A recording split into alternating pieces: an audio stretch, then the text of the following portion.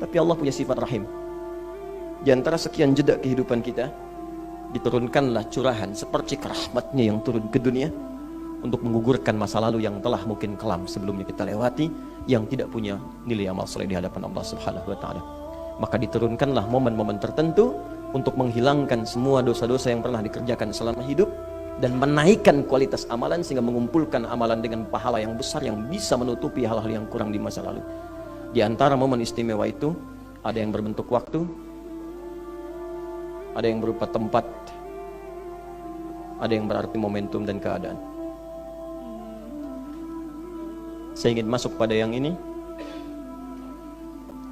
Di antaranya Allah turunkan waktu-waktu istimewa yang saat kita berhadapan dengan waktu itu ada peluang semua dosa kita digugurkan oleh Allah Subhanahu wa Ta'ala dan amal soleh dinaikkan statusnya sehingga pahalanya berlipat dari hari-hari biasanya. Di antara waktu mulia itu ada yang sekarang kita tengah berada di dalamnya dan tidak setiap orang bisa mendapati bagian dari yang istimewa itu. Itu yang bisa menggugurkan dosa-dosa di masa lalu. Salah lihat, salah dengar, salah berfikiran, prasangka yang buruk, melangkah pada yang tidak tepat, sering menzalimi bahkan pada diri pribadi, maka gugur semua itu di waktu-waktu yang istimewa ini. Di antara sekian waktu yang istimewa bukan hanya Ramadan, bukan hanya sepertiga dari akhir malam, tapi ada waktu-waktu yang langsung disebutkan oleh Allah, saking istimewanya turun satu ayat untuk mengabarkan beritanya. Saking pentingnya ayat ini, bahkan dulu orang-orang jahiliyah pun mereka menghindari perbuatan-perbuatan buruk selama di bulan-bulan ini. Di sejahiliyah-jahiliyahnya mereka, kalau muncul waktu ini, mereka berhenti dari perbuatan-perbuatan buruknya. Ya, apakah waktu itu? Bagaimana cara mengisinya? Maka ini yang akan menjadi bahasan spesial pada hari ini. Kita tunda sebentar bahasan kajian tafsir An-Nur karena saya khawatir waktunya sudah lewat, kemudian kita kurang memanfaatkannya dengan baik. Sekarang kita belajar Quran surah ke-9 ayat ke-36. Saya saking seriusnya sampai mengumpulkan referensi-referensi yang kemudian saya kumpulkan sebelum berangkat, sudah saya print, ada 5 lembar. Dan insya Allah ini original. Jadi saya langsung mengambil dari sumber-sumbernya, dapat masih bahasa Arab ya, nanti saya terangkan. Insya Allah. Quran surah ke-9 ayat 36. Mudah-mudahan dengan mengaji ini dosa kita diampuni oleh Allah Subhanahu wa Ta'ala, pahala kita dilipat gandakan, dan mudah-mudahan setiap yang keluar dari masjid ini atau selesai kajian kita menjadi hamba yang baik di hadapan Allah. Inna iddatash syuhuri 'indallah, sungguh kata Allah jumlah bilangan bulan yang telah ditetapkan oleh Allah. Fokus, sungguh jumlah bilangan bulan yang telah ditetapkan oleh Allah dalam setahun itu ada 12. Jelas? Yauma khalaqas samawati wal ard, bahkan sejak diciptakan langit dan bumi, berputar beredar seluruh benda-benda itu, dalam setahun tetap akan berjumlah 12. Dulu pernah ada yang merancang setahun 13, kacau, dikembalikan ke 12 lagi. Jadi setahun ada berapa bulan? 12 bulan. Dan itu keterangan subhanallah ya, Masya Allah, hanya ada di Al-Quran dalam konteks kitab suci ya. Bayangkan di tempat jahiliyah, tertinggal di bumi, di pelosok yang tidak ada akses informasi yang maksimal ke situ, bisa disampaikan setahun 12 bulan. Bisa disampaikan tentang keadaan terkait aspek biologis, anatomi tubuh, dalam tubuh bagaimana proses kehidupan. Kalau bukan tuntunan wahyu, mustahil seorang Muhammad sallallahu alaihi wasallam bisa menyampaikan informasi itu. Baik, minha arba'atun hurum. Di antara 12 itu ada 4 bulan yang istimewa. Ada berapa bulan? 4 bulan. Yang istimewa ini disebutkan oleh hadis Nabi sallallahu alaihi wasallam, riwayat sahabat Ibnu Abbas radhiyallahu taala anhuma. 4 bulan ini thalathah mutawaliyah, 3 bulan berurutan urutannya. Bulan 11, bulan 12, bulan pertama. Dzulqa'dah, bukan Qa'dah, bukan Dzulqa'dah, bukan Dzulqa'idah, tapi Dzulqa'dah. 12 Dzulhijjah. Bulan pertama Al-Muharram, pakai al. Baik, Dzulqa'dah, Dzulhijjah, bulan pertama apa? Al-Muharram. Dan yang keempat Rajabun Mudhar. Rajab, Mudhar, bulan Rajab.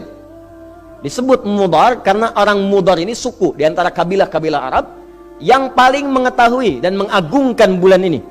Di antara sekian suku-suku di Arab yang mengangkat bulan Rajab sesuai dengan hukum Allah itu kabilah Mudhar. Makanya Nabi langsung menyebutkan Rajab yang dimaksud Rajab Mudhar, yang oleh mereka seringkali diagungkan. Jadi ada 4 bulan singkatnya, 1 Dzulqa'dah, 2 Dzulhijjah, 3 Al-Muharram, keempat bulan Rajab. Sekarang saya tanya pada Bapak Ibu sekalian, dari 4 bulan yang disebutkan tadi, sekarang kita berada di bulan apa? Rajab. Berarti kita sedang masuk di dalam hukumnya. Nah, kalau sudah keluar dari bulan ini, beda hukum lagi. Ya, istimewanya hilang, Pak. Sama dengan ketika kita di Ramadan, ada keistimewaan tertentu. Hilang Ramadannya, hilang keistimewaannya. Nggak ada Lailatul Qadar lagi, selesai. Nggak ada pahala berlipat 10 kali lipat dari yang biasanya lagi, selesai semuanya. Nggak ada ketenangan yang kita rasakan seperti Ramadan. Antum kalau nggak percaya silahkan cek. Ramadan kan lebih tenang kan? Lebih mudah ibadah kan? Karena semua orang ibadah. Nggak ada kemudahan paling mudah ibadah kecuali Ramadan. Jangankan yang fardu, yang sunnah pun bisa rebutan. Dan yang paling menarik begini, orang nanti, Anda akan lihat kalau nggak percaya, sekitar 2 bulan ke depan nanti, bahkan ada yang rebutan sholat sunnah dibanding sholat fardu. Saking istimewanya. Ibu-ibu kan kalau naruh sajadah ke masjid, itu untuk taraweh kan? Sampai bersaing, ada persaingan yang sangat ketat di antara emak-emak, khusus di taraweh itu. Taraweh kan sunnah hukumnya kan? Tapi dikejar-kejar. Tapi kalau sudah hilang Ramadannya, siapa yang berani persaingan itu berlanjut sampai keluar ke bulan selanjutnya? Nggak ada yang naruh sajadah tiba-tiba di hari-hari lainnya. Siapa yang bisa tilawah berlomba-lomba dan membagi kelompok-kelompok? Ada pengajian malam, pengajian dibagi per juz, pengajian 30 juz, pengajian ibu-ibu, pengajian bapak-bapak. Bapak-bapak rajin tahsin Ramadan. Ibu-ibu rajin tilawah Ramadan. Selesai Ramadan, alhamdulillah berlangsung, tapi semangatnya beda. Hilang Ramadannya, hilang kesempatannya. Rajab pun punya keistimewaan yang kalau selesai Rajabnya hilang keistimewaannya. Apa diantara keistimewaannya? Baik.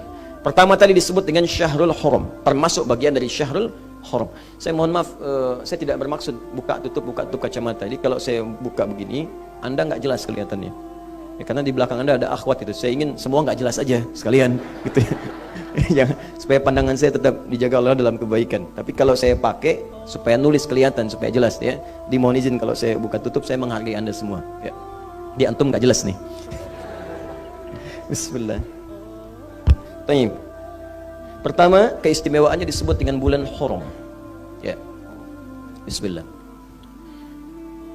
Ya Allah.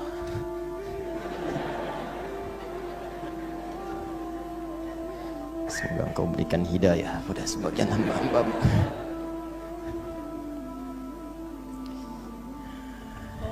Fokus ini. 1, termasuk pada bulan Al-Hurum. Minha arba'atun hurum. Ya, saya kasih alif lamnya untuk mengcover yang kalimat-kalimat sebelumnya. Bulan Al-Hurum.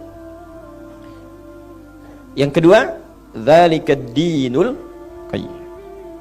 Ad-dinul qayyim. Wah, Allahu akbar. 3, fala tadhlimu fihinna anfusakum. Pakai fa lagi. Fala tadhlimu fihinna anfusakum.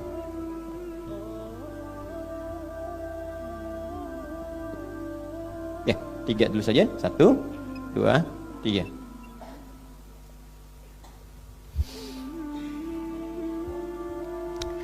Ada hurum, ada haram, ada muharram, ada muhrim, ada mahram. Itu beda.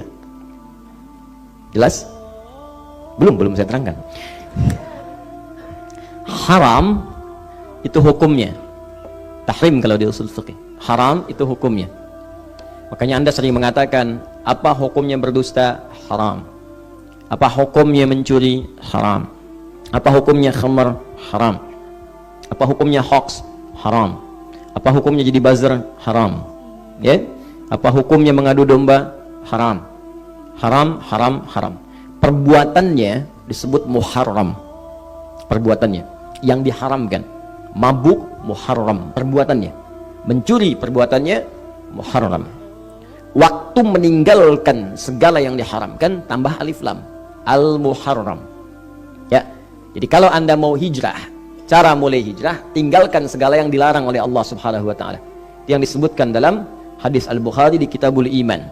Ya, tinggalkan Ya, wal hijratu, ya, sedangkan hijrah itu, ya, man hajara amma nahallahu anhu, itu orang yang mampu meninggalkan semua yang dilarang oleh Allah. Karena itu tahun hijrah itu dimulai dengan bulan Al-Muharram. Kalau pengen hijrah sederhana, tinggalkan semua yang dilarang oleh Allah Subhanahu wa taala. Karena itu dari ujung kepala sampai ujung kaki dicek apa yang sering dikerjakan oleh tubuh kita yang kira-kira dilarang Allah. Mata larangannya apa, telinga larangannya apa, mulut apa, sampai ke ujung kaki. Gak usah yang jauh-jauh dulu, diri kita aja dulu yang diciptakan oleh Allah. Kalau sudah bisa meninggalkan itu, itulah esensi hijrah. Itu real hijrah itu. Kalau diri kita sudah baik, yang lainnya akan baik semua. Ya, kaki melangkah pada yang kurang baik, tinggalkan. Kalau sudah meninggalkan yang tidak baik, tinggal melangkah pada yang baik-baik. Ujung-ujungnya bekerja pasti di tempat yang baik. Lisan tinggalkan yang tidak baik, ujung-ujungnya pasti berkata yang baik. Kalau sudah diri kita baik, pasti pakaiannya baik, makanannya baik, rumahnya baik, keluarga baik, sudah otomatis. Tidak usah jauh-jauh. Ya, Anda jangan jauh-jauh dulu nih ke pekerjaan, ke pakaian. Tubuh kita dulu aja. Sebab tubuh ini pengguna yang paling efektif.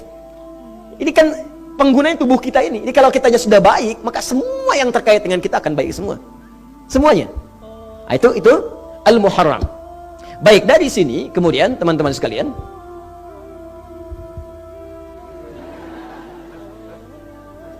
alhamdulillah.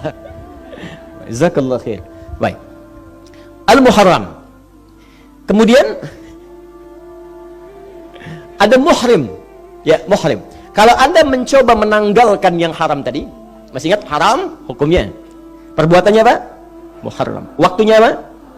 Lalu Anda ingin mencoba meninggalkan yang haram-haram tadi, maka tambahkan hamzah di depan awal kalimatnya. Dari kata harama jadi ahrama, yuhrimu, ihraman. Ya, ihram meninggalkan semua yang diharamkan oleh Allah Subhanahu wa taala. Makanya bagi orang umrah ataupun haji, dilatih dia untuk menanggalkan semua yang haram-haram. Dengan mengenakan pakaian ihram itu, maka yang dilarang itu ditinggalkan. Bukankah setelah Anda mengenakan pakaian ihram sudah ada ketentuan kan? Jangan lakukan ini, potong kuku dilarang, menyakiti dilarang, apalagi membunuh macam-macam dilarang. Itu kan latihan.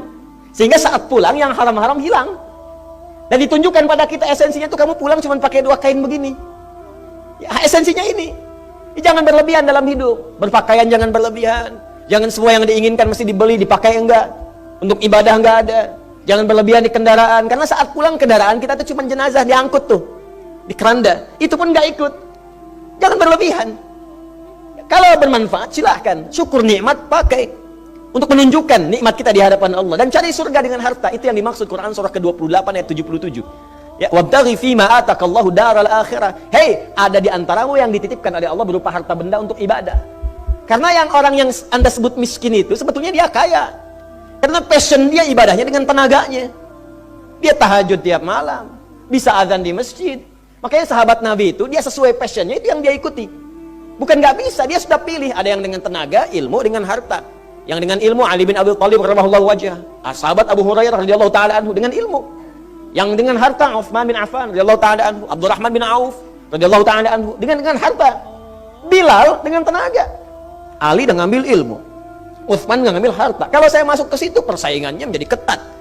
Saya ambil peluang yang lain, saya dapat surga, tapi pada passion saya tenaga, azan aja. Kalau dengan azan sudah ke surga, ngapain ke kantor? Bilal itu ya. Tapi kan passionnya beda. Ya, Allahu Akbar, Allahu Akbar. Oh, sampai ketika azan kata Nabi, aku mendengar terumpah Bilal di surga. Kedengaran azan surga. Tuh. Tapi kan nggak semua bakat azan. Ya, Allahu Akbar, Allahu Akbar. Langsung ke masjid. Bagus suaranya, tapi kan ada yang nggak seperti itu suaranya. Allahu Akbar, Allahu Akbar. Saya tak, cuman pengen tahu aja siapa yang azan. Ganti. Nggak ada yang ke masjid. Memang bakatnya bukan di situ. Ada yang bakatnya ngajar, ada yang bakatnya dengan harta, dengan kedudukan. Makanya setiap diberikan passion dalam kehidupan, itu peluang untuk beramal soleh. Sebelum itu hilang. Ini ada yang punya kedudukan, bikin polisi yang baik, kebijakan yang bagus-bagus, jadi amal soleh, jadi pahala itu. Anda jadi pimpinan misalnya di kantor, catat aja kalau Anda muslim, untuk yang muslim sholat berjamaah. Bikin edaran aja. Jangan lihat berapa banyak yang sholat. Yang penting surat keluar. Begitu dikeluarkan tanda tangan Anda, jadi pahala. Setiap ada orang satu sholat, mengalir pahala untuk Anda tanpa dikurangi sedikit pun. Kalau jabatan sudah hilang, kan nggak bisa lagi tanda tangan. Nggak ada kebijakan lagi. Mumpung masih ada harta, diturunkan ibadah harta. Ada infak, ada sedekah, ada zakat. Itu untuk mencari surga. Silakan. Ya, sebelum diganti oleh Allah kepada yang lain. Mumpung masih ada, kalau sudah nggak ada kesempatannya. Jadi bukan buat gaya-gayaan, yang sudah gaya, Korun tenggelam juga. Tenggelam di tanah. Gaya dengan jabatan, Firaun tenggelam di lautan. Yang satu di laut, yang satu di tanah, kena likuifasi. Sudah ada. Terus Anda pengen ikutan, jangan bersaing, gak akan menang. Sudah selesai semua. Intelektual kebelinger ada, Haman namanya. Sama juga, tenggelam juga. Habis selesai, tinggal sisanya digunakan untuk kita mengambil nilai kebaikan. Itu poinnya. Jadi tinggal kita lihat aja di mana nih. Yang kurang bagus tanggalkan, itu ihram. Ya, orang yang menggunakan pakaian ihram itu disebut muhrim namanya. Muhrim sedang berihram. Jangan salah. Awas ya, kalau hubungan persaudaraan yang tidak menjadikan dia terkait dengan pernikahan, haram menikah antara itu, mahram namanya. Ada muhrim, ada mahram. Tuh, haram sudah, muharram sudah, al-muharram sudah, ihram sudah, muhrim sudah, mahram sudah. Jadi kalau satu mahram nggak boleh terjadi pernikahan. Ini saya tekankan, di zaman ini sudah banyak fitnahnya nih. Saya baca berita kemarin ada ibu nikah dengan anak. Allahu Akbar. Kasus-kasus injustice sekarang udah banyak di Indonesia ini. Mesti hati-hati nih. Mesti hati-hati hubungan kakak dengan adik. Kakak SMA, adik SD bisa berhubungan. Allahu Akbar. Allahu Akbar, Allahu Akbar. Hati-hati, hati-hati. Oke, tolong, aduh ya Allah, gimana caranya? Yang antum nih yang kerja di media-media ini, kalau antum banyak menyiarkan yang buruk-buruk, dosanya banyak antum ini. Kenapa nggak menyiarkan yang baik-baik sih? Ya, saya meminta kepada yang berwenang ini, coba sih diperingatkan itu, media-media semua itu, supaya kalau bisa acara yang baik-baik kan ditonton juga. Kenapa nggak bikin yang baik-baik? Acara yang bagus, bikin cerdas cermat, bikin kuis yang baik-baik, yang muslim begini, yang lain begini, bikin yang bagus-bagus. Ini kan berita tiap hari dibuka, pembunuhan, perampokan, ini itu, yang dilihat itu semua, bahkan ada tutorial berbuat maksiat. Kan aneh gitu, semua bisa diakses. Kenapa nggak kita protek semuanya itu, bikin yang baik-baik aja. Nah, itu kembali kepada kita sekarang. Saya baru baca kemarin teman-teman, ada ibu menikahi anaknya, nikah dengan anaknya di luar tapi bukan di sini. Anda bisa bayangkan, hancur itu. Sudah diingatkan, hasilnya apa? Sudah ada penelitian, akan berpengaruh pada genetikanya, keturunan ke depannya. Nah, saya kembalikan ke awal, kalau satu mahram tidak boleh terjadi pernikahan, mahram. Nah sekarang, kalau Anda kumpulkan nilai-nilai itu, di saat yang sama dilatih kita meninggalkan yang haram-haram. Di saat yang sama kita berlatih untuk mendekat kepada Allah Subhanahu wa Ta'ala. Di saat yang sama kita berusaha untuk menjadikan ibadah kita meningkat di hadapan Allah Subhanahu wa Ta'ala. Maka jadikan kalimatnya berubah, mengumpulkan semua itu dalam bentuk jamaknya, disebut dengan hurum namanya. Ya. Minha arba'atun hurum. Ada 4 bulan dia punya jamak dari kata syahrun. Jadi ashhur terbatas. Kalau banyak disebut syuhur namanya. Ashhur hanya 4 bulan saja yang punya sifat hurum, menjamakkan dari yang tadi. Selain jamak kepada bilangan, ashhur menjamakkan fungsi ini. Jadi di bulan itu teman-teman sekalian, ada peluang bagi kita untuk menggugurkan dosa-dosa di hadapan Allah Subhanahu wa Ta'ala, seperti orang mengenakan pakaian ihram dilatih saat dia menunaikan umrah atau haji. Jadi di sini bahkan ada yang menyebut Syahrul Rajab, Syahrul Hurum, Syahrullah, bulan khusus yang diistimewakan Allah Subhanahu wa Ta'ala. Bulan ini punya potensi untuk menggugurkan dosa-dosa di hadapan Allah.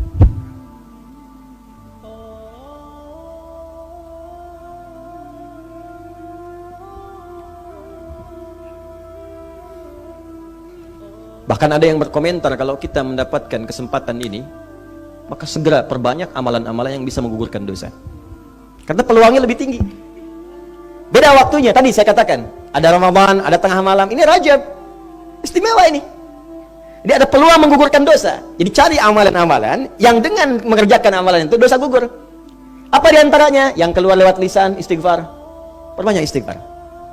Perbanyak istighfar. Astagfirullah, astagfirullah, astagfirullah, astagfirullah. Latihan dulu. Saking pentingnya istighfar, itu setiap sholat. Selesai sholat, istighfar kita. Itu kalimat pertama kan? Assalamualaikum warahmatullahi wabarakatuh. Assalamualaikum warahmatullahi wabarakatuh. Astagfirullah. Astagfirullah. Astagfirullah. Yang paling singkat. Allahumma anta salam, minka salam, tabarakta ya dzal jalali wal ikram. Itu yang paling singkat. Astagfirullahalazim alladzi la ilaha illa huwal hayyul qayyum wa atubu ilaih. Istighfar. Istighfar, istighfar, istighfar. Ya, latih. Mumpung Rajabnya ini panjang, latihan. Kapan latihan terbaik? Ba'da tahajud, sebelum subuh. Disebut ashar, waktunya sahar namanya. Jamaknya ashar. Itu yang disebutkan di Quran surah 51 ayat 18. Wabil ashari hum yastaghfirun. Ada orang yang berlatih istighfar di setiap penghujung malam sebelum subuh. Astaghfirullah. Quran surah 51 ayat 18. Astaghfirullah, astaghfirullah, astaghfirullah, astaghfirullah. Itu diisyaratkan oleh Al-Quran. Kalau terbiasa begitu, gugur dosa-dosanya. Bahkan diisyaratkan ada penghuni taman surga yang beraktivitas di bumi. Apa rangkaian amalnya? Rajin istighfar setiap sebelum subuh. Nanti dia akan berkumpul dengan 4 golongan lain yang disebutkan di Quran surah ke-3 Ali Imran di ayat ke-16 itu. Sabirina was-sadiqina wal-qanitina wal-munfiqina wal-mustaghfirina bil ashar. Wal-mustaghfirina bil ashar. As-sabirina orang sabar, was-sadiqina orang jujur, wal-qanitina orang khusyuk dalam salat, wal-munfiqina orang rajin infak, wal-mustaghfirina bil ashar, dan rajin istighfar, suka latihan istighfar di waktu sahar, waktu menjelang subuh. Itu akan dikumpulkan di satu surga yang sangat istimewa. Sangat istimewa dan memperoleh ridha Allah Subhanahu wa taala saat pulang kembali ke akhirat. Ya, istighfar. Istighfar. Kalau mau dispesifikan, cari jenisnya seperti saya ajarkan dulu. Misal, istighfar dari dosa diajarkan dari istighfarnya Nabi Adam. Quran surah ke-7 ayat 23. Rabbana zalamna anfusana wa illam taghfir lana wa tarhamna lanakunanna minal. Ayo Pak, Bu, hidupkan bulan Rajab ini istighfar. Rabbana zalamna anfusana wa illam taghfir. Tapi gini, caranya kalau istighfar merasa ingin membebaskan dari dosa, berarti merasa punya dosa. Diingat-ingat dosanya sambil istighfar. Sehingga kalimat itu tidak hanya keluar di lisan secara formalitas, tapi masuk ke hati untuk mengoreksi diri. Ingat dosa mata apa?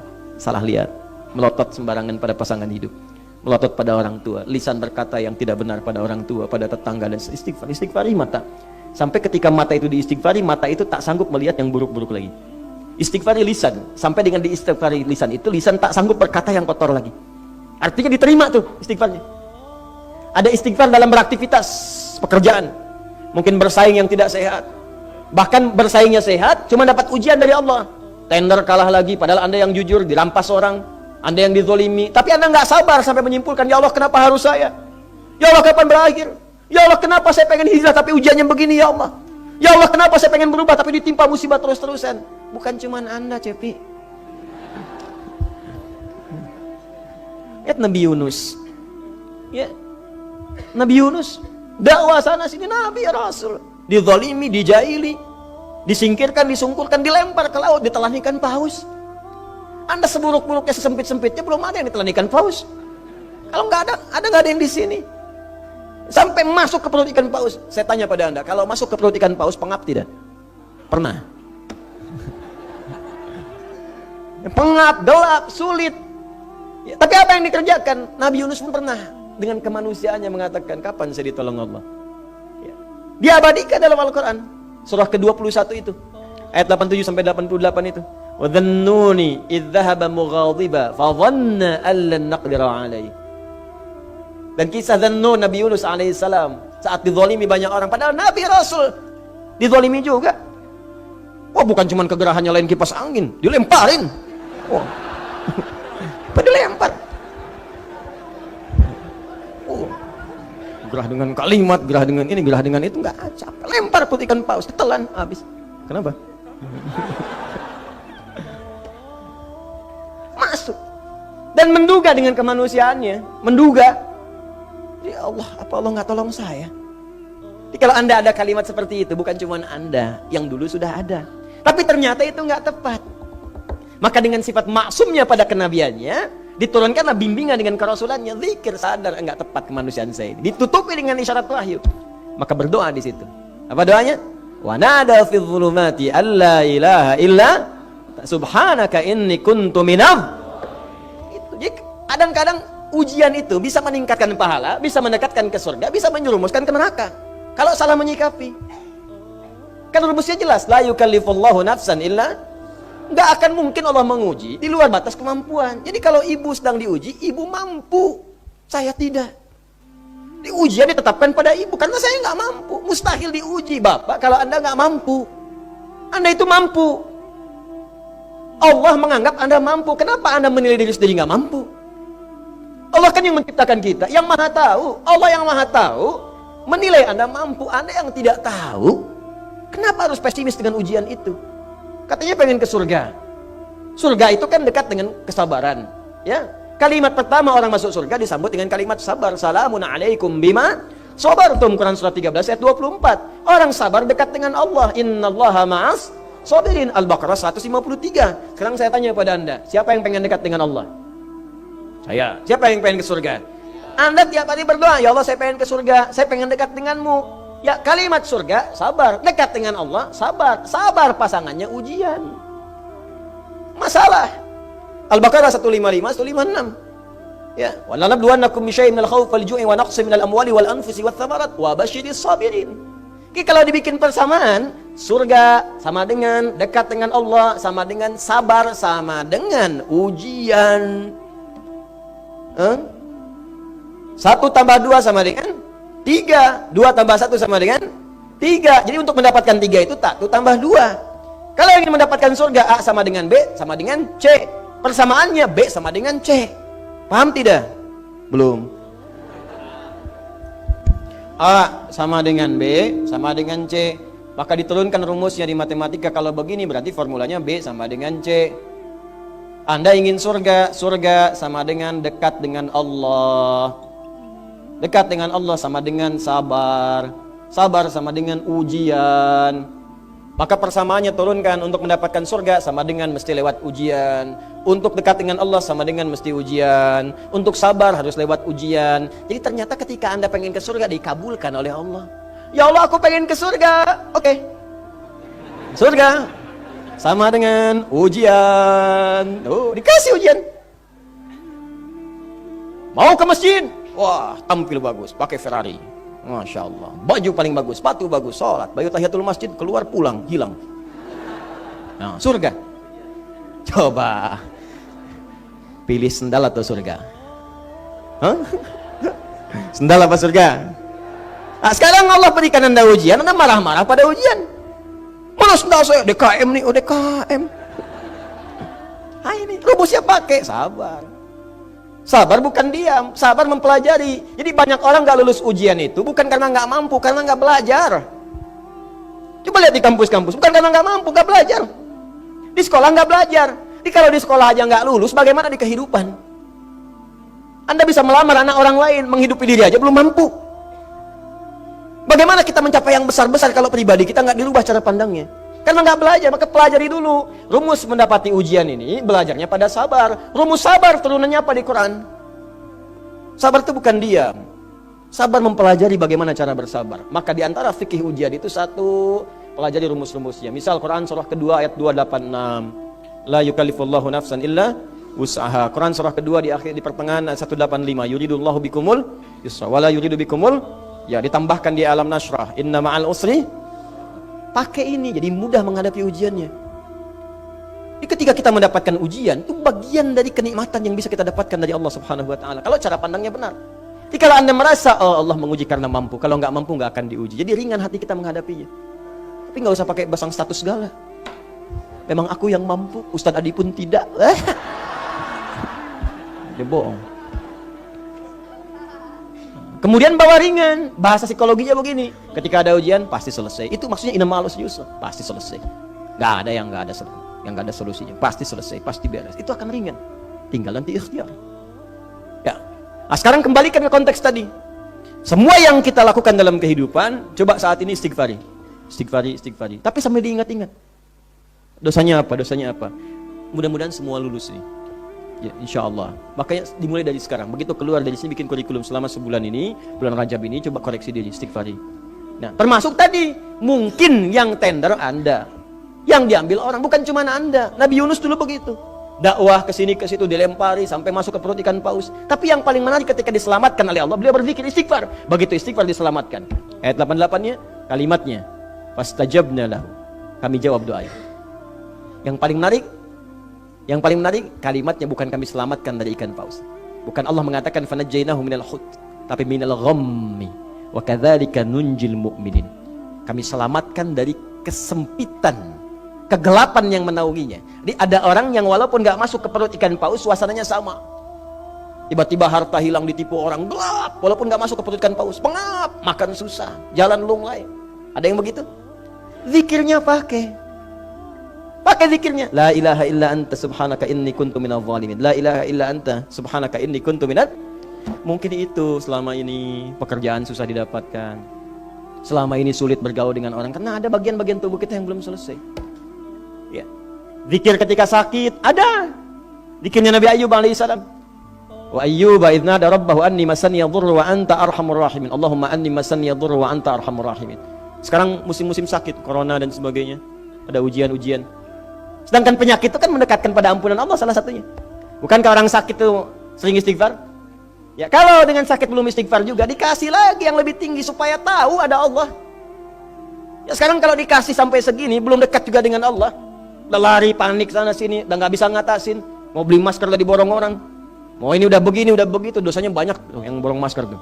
Ya, staf saya nyari masker, habis semua, yang ada cuma warna pink. Aduh, tadi malam dibeli lagi.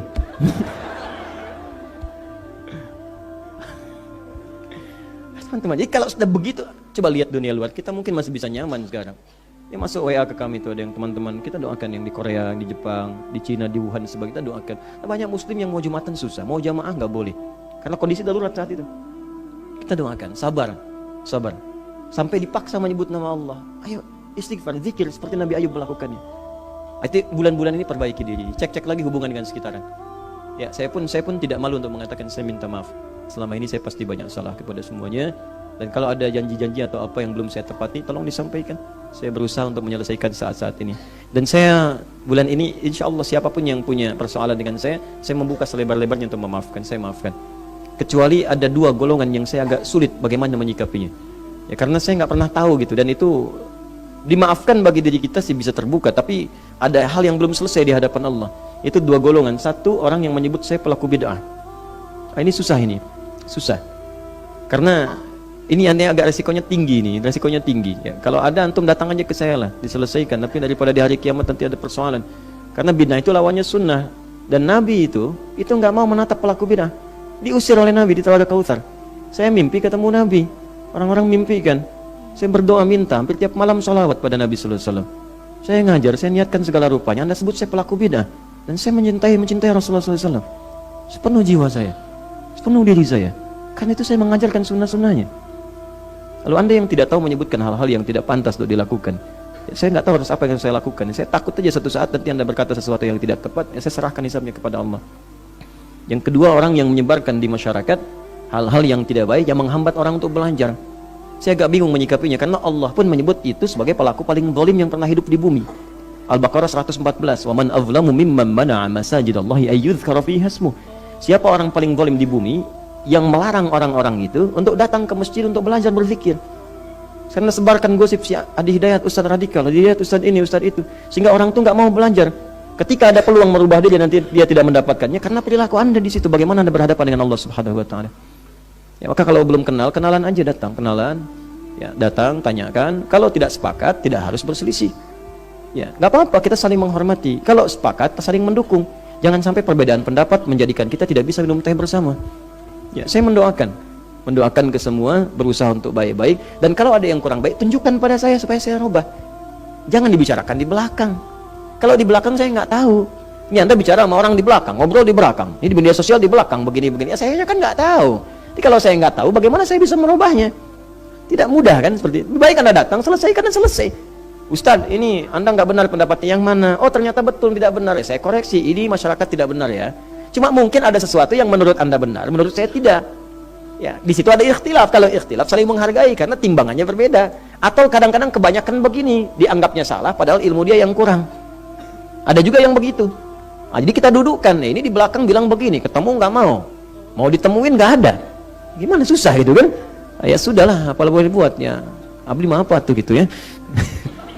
Nah, ini kita kembali lagi ya, kita sama-sama. Saya pun ingin mempraktekkan ini, saya berusaha menjadi orang pertama untuk mengamalkan apa yang saya sampaikan. Agak cepat, sampai jam berapa kita? Ya, saya bukan lihat ibu, saya lihat jam. Jam berapa itu? Jam 9? Jam 10? Oh setengah 10, 8.46. 2, saya cepat. Jadi sekarang kita praktekkan istighfar ya. Ya, jangan cari masalah dengan sekitaran kita. Kalau ada yang salah kita maafkan dulu. Ingat, memaafkan itu bukan menghilangkan masalah, bukan, tapi menghilangkan kegelisahan dalam jiwa. Sepanjang orang bersangkutan belum minta maaf pada kita, maka dia belum selesai dengan Allah. Tapi kita diselesaikan. Jadi untungnya memaafkan itu nggak ada beban di hati kita. Jadi kita nggak mikirin orang-orang itu. Persoalannya hilang. Yang dianggap rugi diganti oleh Allah. Nggak percaya silahkan. Saya berani berkata karena sudah mengalami dan saya praktekkan, dapat itu. Saya contoh orang-orang dulu. Memaafkan itu bukan berarti selesai persoalan tuntas, bukan. Tapi yang terkait dengan kita diselesaikan oleh Allah. Dihilangkan dari keadaan pikiran dan hati kita, sehingga hati kita nggak sibuk pikirin itu. Tapi orang yang terkait dengan kita, kalau belum dia minta maaf, itu akan selalu terbawa jadi pikiran dia, mengumpulkan dosa lagi, dan kembali kepada Allah, belum selesai dia dengan Allah. Itu ruginya. Kayak yang punya masalah dengan pasangan itu pulang, saling memaafkan dengan baik. Di rumah tangga cek lagi, tingkat masalahnya apa, dudukan lagi. Nggak ketemu sendiri, cari orang lain, fasilitas yang terdekat, selesaikan, sampai selesai. Jangan pulang kepada Allah belum selesai. Dengan tetangga, dengan kerabat, dan sebagainya. Satu, ini Rajab ya. Mudah-mudahan kalau kita lakukan, dosa gugur. Yang paling enak kan begitu dosa diampuni, meninggal. Insya Allah, itu paling enak ya. Mau begitu? Ya, Masya Allah ya. Setiap orang mendambakannya. Ya, setiap orang mendambakannya. Ya, antum duluan, saya belakangan Insya Allah ya. Ya, kalau kita tukar ya, saya belakangan, antum duluan ya mungkin. Sama ya, sudah, saya duluan Bu, mungkin saya duluan. Ya, duluan menyolatkan ibu ya.